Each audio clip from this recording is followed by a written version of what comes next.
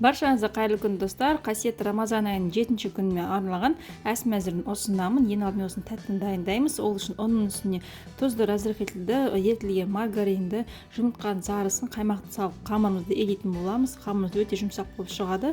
Қамырымызды елеп болғаннан кейін пакетке салып біраз тұндырып қоямыз. Осы кезде біз салмасын дайындаймыз.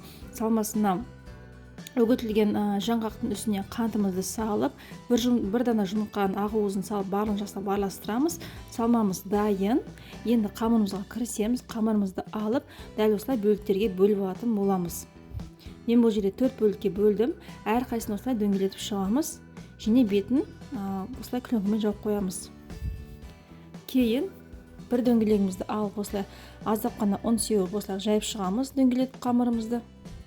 Жайып болғаннан кейін осылай кесіп печеньемізге формасын беретін боламыз. Дәл видеода салмасын салып, екі жағын бүктеп, осылай орап жинап шығамыз. Міндетті түрде шет жақтарын жақсылап жинаңыздар. Сыртына қарай салмасы шығып кетпес үшін. Екі жағын осылай бүктеп, жақсылап мықтап етіп, осылай қамырымыз созып, төрпіштетіп жинап шығамыз. Өте дәмді болып шығады. Міндетті түрде дайындап көріңіздер. Кез келген қонағыңызға, отбасы мүшесіне ұнайтынына сенімдімін.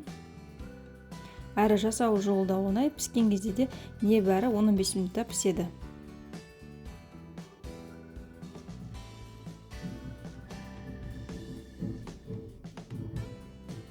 Екінші қауынымызды дәл солай жасаймыз.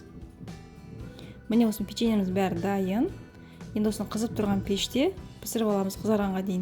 Ең соңында осылай қант ұнтағын бетіне сеуіп шығамыз. Міне қараңыздар қандай керемет болып шығады. Ал енді дәл осында етті қаттама жасайтын боламыз. Жасалу жолы да бұнда оңай. Жылы суымызды, қантымызды, сұйық майымызды құйып, жақсылап араластырып, оның үстіне ұнымызды салып, қамырымызды елейміз. Қамырымызды елеп болғаннан кейін пакетке салып біраз тұндыруға қоямыз. Сол кезде салмасын дайындаймыз. Ет артқыштар өткізген еттің үстіне пиязымызды және капустамызды салып, үстіне аздап сұйық майымызды салып, дәміне қарай тұзды, қарабұрышты салып, жақсылап тұрып араластырамыз. Міндетті түрде сұйық майды қойыңыздар. Фаршымыз сол кезде өте жұмсақ, дәмді болып шығады. Енді қамырымызды бөліктерге бөліп алып, дәл осылай жайып шығамыз. Барынша шұқайтып жаюға тырысыңыздар. Осы кезде үстіне ерітілген маргаринімізді құйып шығамыз. Осылай видеода жағып шығып, және дәл видеода осылай кесеміз. Екі жақтан төрт жақтан кесеміз. Фаршымызды сеуіп шығамыз. Осылай дәл қолмен видеода жайып шығамыз. Енді дәл видеода осылай әр қайсысын бүктей отырып, маргаринімізді жағуды ұмытпаймыз. Маргаринімізді жағамыз. Мен дәл осы төрпіштетіп жайып, бірден тефлонның ковриктің немесе сізде пергамент қағаз болса, соның үстіне қоямыз да, үстінен тағы да оқтаумен жаятын боламыз. Яғни тағы да созамыз қамырымызды, қаттамамызды. Кейін бетіне жұмыртқаның сары уызын жағып, қалауынша қара кунжутты, ақ кунжутты сепсеңіздер болады.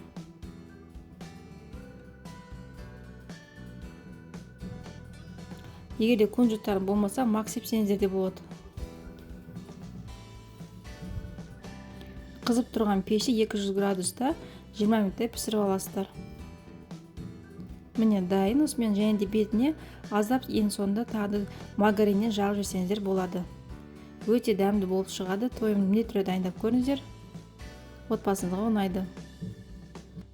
Ал енді ыстық тағамыз дайындаймыз. Ол үшін бізге дәл осы магазиндегідей тушенка дайындаймыз. Ол үшін мен бұл жерде жылқының етін пайдаландым. Сіздер қалауынша сиырдың етін пайдалансаңыздар болады. Дәл видеодағыдай осылай ұсақтап етіп турап шығамыз. Сіздер қалауынша ірілеп турасаңыздар да болады. Мен осылай ұсақтап етіп турап шықтым.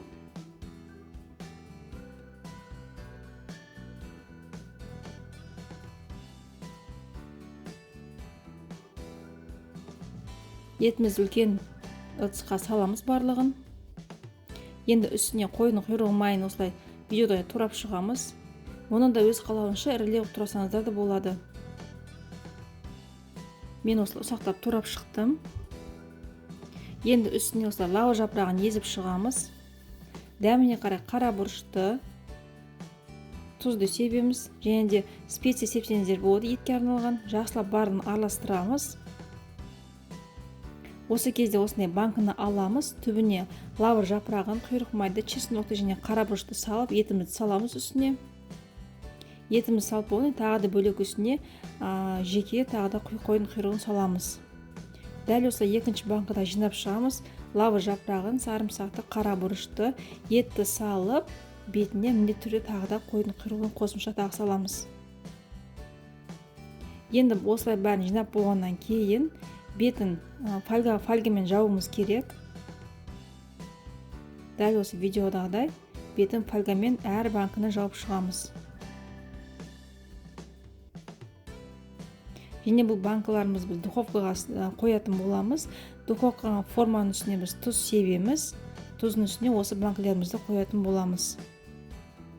Міне дәл осылай формамызға тұз себеміз.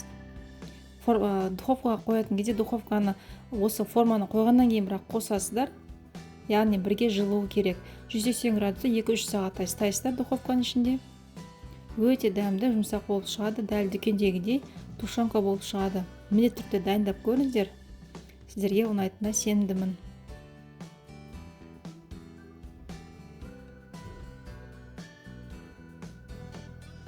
Ал енді ауызашарға салатымызды дайындаймыз. Тойым салаттардың бірі. Ең алдымен қиярымызды дәл осылай видеода турап шығамыз. Соломкаға турап аламыз.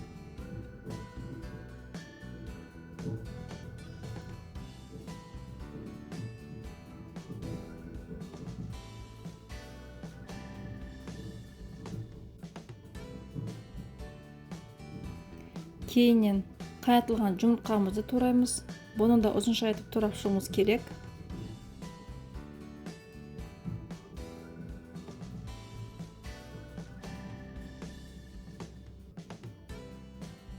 Қайнатылған тауық етін турап шығамыз.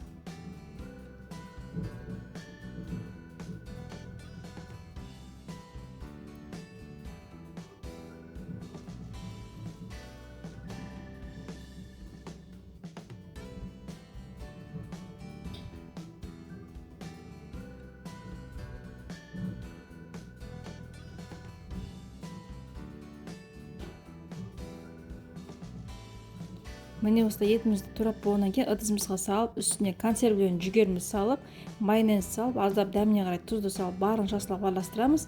Салатымыз осымен дайын. Сіздерге бүгінгі ас мәзір ұнады деген сенімдемін. Арнама тіркеліп, лайк басуды ұмытпаңыздар. Сіздермен бірге болған Асхана ТВ. Ұстаған оразаларыңыз қабыл болсын.